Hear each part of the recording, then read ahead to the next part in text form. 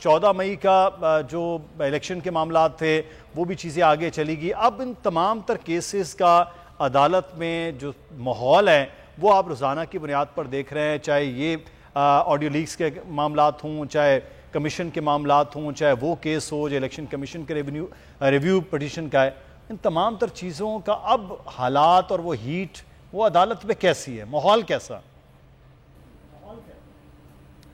ماحول تو اگر ہم امپریشن کی اگر ہم بات کریں کہ ہمیں مل کیا رہا ہے, کیونکہ اگر ہم الیکشن کیس کی سماعت کا دیکھیں کہ اس میں اب کوئی تاریخ نہیں ہے اور اس میں ایک نیا قانون عدالت کے سامنے رکھا گیا, تو وہ بھی بڑا حیران کن تھا جج صاحبان کو.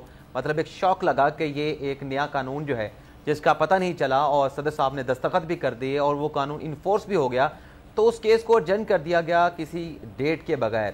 اب اس میں آپ یہ دیکھیں کہ جو آڈیو لیک کمیشن ہے اس کے لیے بھی آئندہ ہفتے کا کہا گیا ہے کہ آئندہ جو عدالتی ہفتہ ہوگا اس میں کوئی مناسب تاریخ یا اس میں کوئی ایسی کوئی ونڈو نظر آئے گی تو اس کیس کو سماعت کے لیے مقرر کر دیا جائے گا. تو پریما فیشائی تو بظاہر یہ لگتا ہے کہ چیزوں کو جو ہے وہ جو ایک ہائپ پہ چلی گئی تھی, جو ٹیمپریچر بہت زیادہ اوپر چلا گیا تھا, تو کیسز میں لمبی تاریخیں ڈال کر جو ہے اس ٹیمپریچر کو نیچے لانے کی کوشش کی جا رہی ہے کہ جب کیسز روزانہ کی بیسس پہ نہیں چلیں گے ایک لمبی تاریخ بھی ہوگی. اور مدثر آپ کو یہ بھی بتا دیں کہ جو جون کا دوسرا ہفتہ ہے, غالباً اگر میں غلط نہیں تو ذوالقرنین نے اپنے ٹرن کے اوپر اس کو کریکٹ کر دے گا, 12 جون سے جو ویکیشنز ہیں جو سمر ویکیشنز ہیں ان کا بھی آغاز ہونے جا رہا ہے. تو سمر ویکیشنز میں نارملی یہ ہوتا ہے کہ یہ نہیں ہوتا کہ جج صاحبان چھٹیوں پہ چلے جاتے ہیں, ایک تو ججز جو ہے وہ اپنی ٹرن بائی ٹرن چھٹیوں پہ جاتے ہیں, بینچز بنتے ہیں, کیسز کی سماعت ہوتی ہے, لیکن ہوتا یہ ہے کہ جو کراچی کے ججز ہیں ان کا کراچی میں بینچ بنا دیا جاتا ہے, جو لاہور کے ججز ہیں وہ لاہور میں بیٹھ کے مقدمات کی سماعت کرتے ہیں,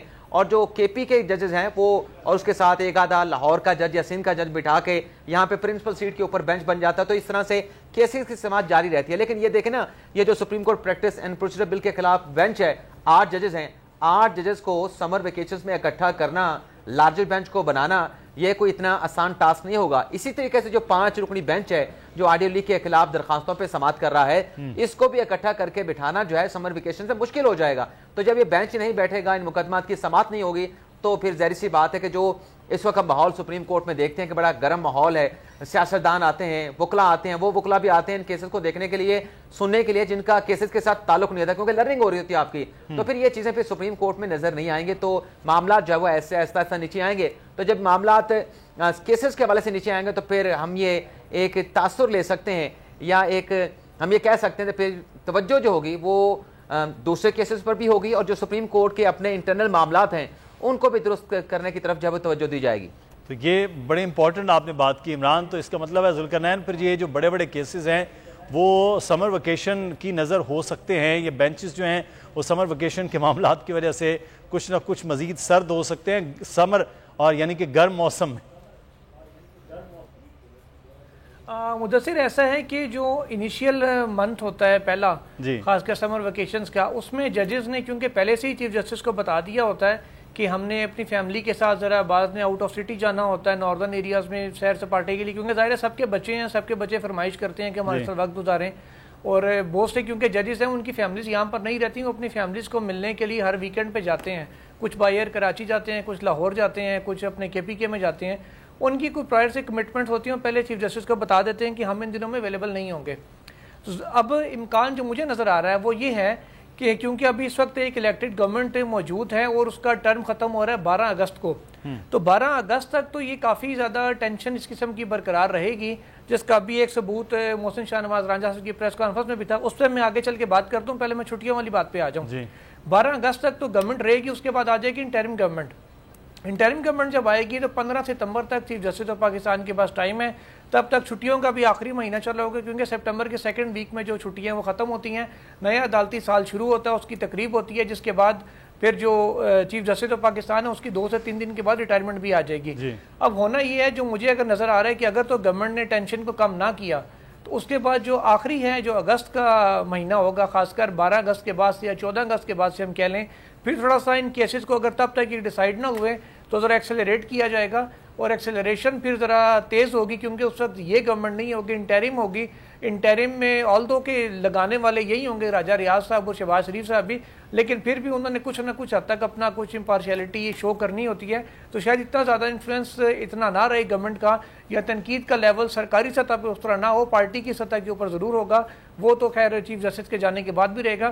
تب لگتا ہے کہ کچھ چیزیں ہو سکتی ہیں اگر ابھی یہ کیسز ججز کی عدم دستیابی کی باعث فوری طور پر سالو نہ ہو سکے تو. اچھا محسن شاہ نواز کے حوالے سے آپ کیا کہنا چاہ رہے تھے؟ جی ہاں, وہ یہ کہ عدالتی داخلے کی بات کر رہے تھے کہ جی ان کو ہر جگہ ریلیف دے دیا جاتا ہے. تو میں صرف تھوڑا سا وہ 2018 اور اس سے آگے کی باتیں کر رہے تھے, ان کو اگر 2018 سے 10 سال پیچھے لے جائیں. سپریم کورٹ کے رولز یہ کہتے ہیں کہ اگر آپ نے ریویو پٹیشن یعنی نظر ثانی درخواست 30 دن کے اندر دائر نہ کی تو 31ویں دن وہ غیر مؤثر ہو جائے گی, ٹائم بارڈ ہو جائے گی, زائد المیعاد ہو جائے گی. ایک دن کا بھی کنڈونیشن سپریم کورٹ نہیں دیتی, 1 گھنٹے کا بھی ایون کہ نہیں دیتی ہوتی. ہم نے بہت سارے کیسز میں مجبور لوگوں کو دیکھا ہے, کبھی کسی کو وکیل نہیں مل رہا تھا یا وکیل کی طرف سے کنورسیشن لیٹ ہوئی, کبھی آرڈر لیٹ ملا, ٹائم گزر گیا, نہیں سنی گئی تھی. ایون کہ اب تو خیر نیا لا جو 2 دن پہلے اس میں 60 ڈیز کر دیا گیا ہے. میاں صاحب کی جو ریویو پٹیشن تھی طیارہ سازش کیس میں 8 سال تاخیر کا شکار رہی تھی. اپنی مرضی سے وہ ملک سے باہر گئے تھے اور ریویو پٹیشن کے لیے نہ کو بایو میٹرک کروانا تھا انہوں نے, نہ ان کی پرسنل حاضری ضروری تھی.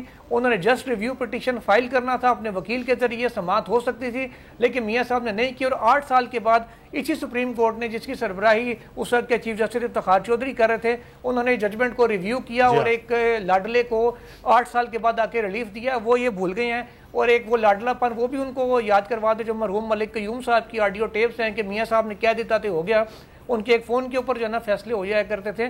تو وہ لاڈلا پن سارا بھول گئے ہیں کہ یہ تو زبان سے عام تھا کہ کوئی بھی میاں نواز شریف صاحب کے خلاف جو کیس ہے وہ سنتا نہیں ہے, سنے تو سزا نہیں دے سکتا. ان کی گریپ اتنی زیادہ مضبوط ہوا کرتی تھی.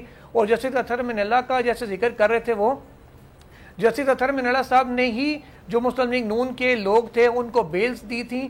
ان کے اوپر نواز شریف صاحب کو بھی بیل جو ہے ان کو جو تھی ایون فیلڈ کیس میں مریم نواز کی سزا معطلی جسٹس اطہر منیلا نے کی تھی. اگر آپ کو یہ ویڈیو پسند آئی ہے تو سبسکرائب کیجئے اور بیل آئیکن کو پریس کیجئے.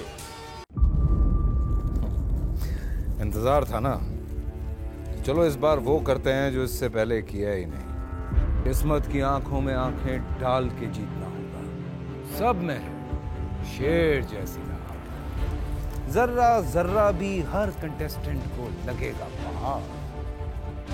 لڑکھڑانا نہیں ہے, کھول دو اپنے پنکھ اگر آسمان چھونا. ابے لگ رہا ہے یہ سب پہلے بھی کہیں سنا ہے. انٹرٹینمنٹ کی گارنٹی جناب, کیونکہ یہاں کھیلو گے کودو گے تو بنو گے نواب. خوش رہو پاکستان.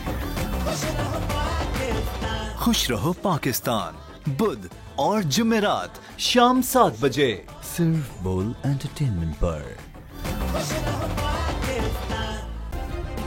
سبسکرائب کریں اور بیل دبائیں تاکہ کوئی خبر رہ نہ جائے.